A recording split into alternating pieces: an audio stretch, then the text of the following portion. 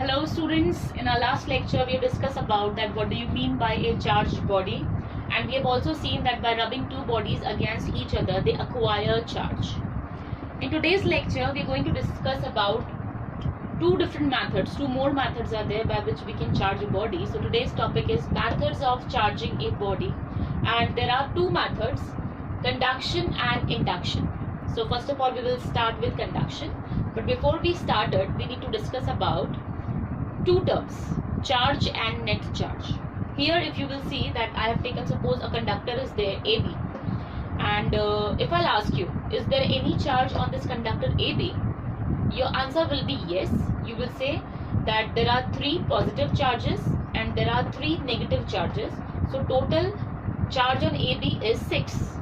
But if I'll ask you that what is the net charge on AB, you will say net charge on AB is 0. Now why net charge on AB is 0? Because number of positive charges are 3, number of negative charges are 3, so they cancel out each other, so the net charge will be 0. So these two terms should be clear in your mind, that a body do have a charge, but when it comes to net charge of a body can be 0 if it satisfies this condition that number of positive charge is equal to number of negative charge. Now we can proceed with this method of conduction, that by conduction method how we can charge a body. So AB is here. AB is a conductor which is uncharged. Why it is uncharged? Because the net charge on AB is 0, as number of positive charges is equal to number of negative charges. Now how we can charge it by this method of conduction we need to discuss. So for that what we have done, we have taken a negatively charged body and we have placed it in contact with AB which we want to charge. Now it is negatively charged, negative charges are there, and if negative charges are there, it means what? They will experience force of repulsion from each other, and what they want to do, they just want to move, because they are experiencing force of repulsion and they just want to move away from each other. They just want to move out from this. But initially when this negatively charged body was not placed in contact with AB, it was surrounded by air. Air is an insulator which does not permit these negative charges to come out. But now you can see over here, this negatively charged body is in contact with this conductor AB. Now they have got some area, they have got some passage, I should say, that in which they can move. So as it is placed in contact with AB, these negative charges, these electrons few will jump from this body to this body. Now the thing is that in our next step what we are doing, again we are separating these two bodies.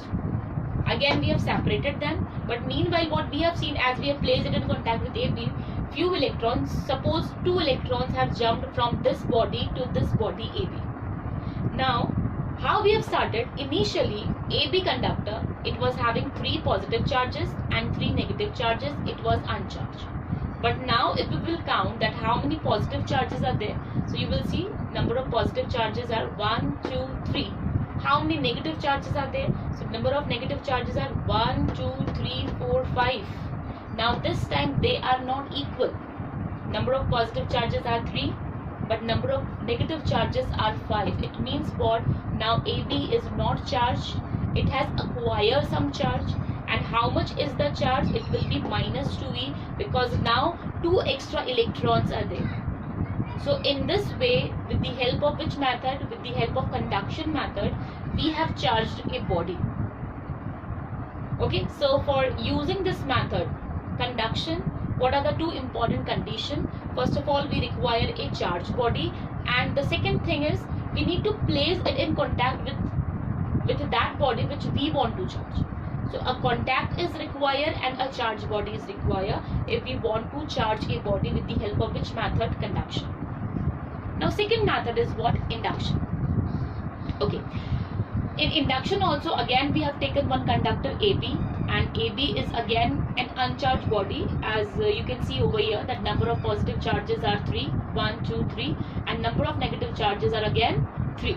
So they are equal, so they cancel out each other, so AB is also uncharged. Now we need to charge it with the help of which method? Induction.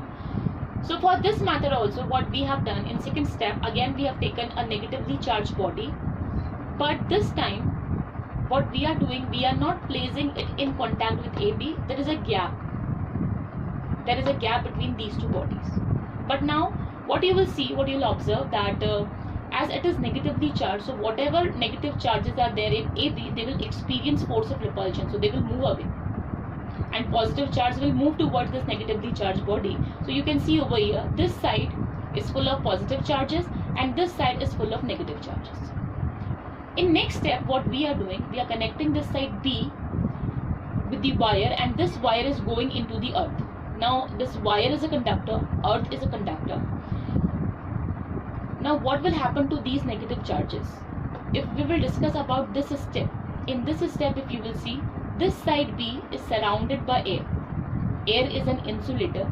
So these negative charges, which are experiencing force of repulsion from each other, they are not able to come out. They want to come out because they are experiencing force of repulsion, but air is around them. They are surrounded by air. Air is an insulator which does not permit them to move out. But here in this step, if you will see, these negative charges, they have got some passage. Which passage? This wire is a passage. So through this wire, what they will do, they will go into the earth. So in this step, as they have got one passage, all the negative charges through this wire will go into the earth. And this side, if you will see, we have placed this negatively charged body as it is. So these charges, these positive charges will remain bound to this negatively charged body. So as these charges are bounded by this negatively charged body, these positive charges are called bounded charges, and these negative charges which are free to move as they have got some passage, they are known as what? Free charges. Please note it down. They are known as bound. In our next step, what we are doing, we are removing this wire now. Wire is not there. Negative charges are also not there as they have gone into the earth. But we have placed this negatively charged body as it is. So these positive charges will remain bound to this negatively charged body. Now in next step, what we are doing, again we are removing this negatively charged body. Only AB is there, but now what is the change in AB? Because negative charges are not there, so whole AB has acquired what? It has acquired a positive charge. Now AB is a positively charged body, and we have charged it with the help of which method? With the help of induction. So for this method, induction, what are the two important conditions? Again, we require a charged body, but there should not be any contact between that body and the body which we want to charge.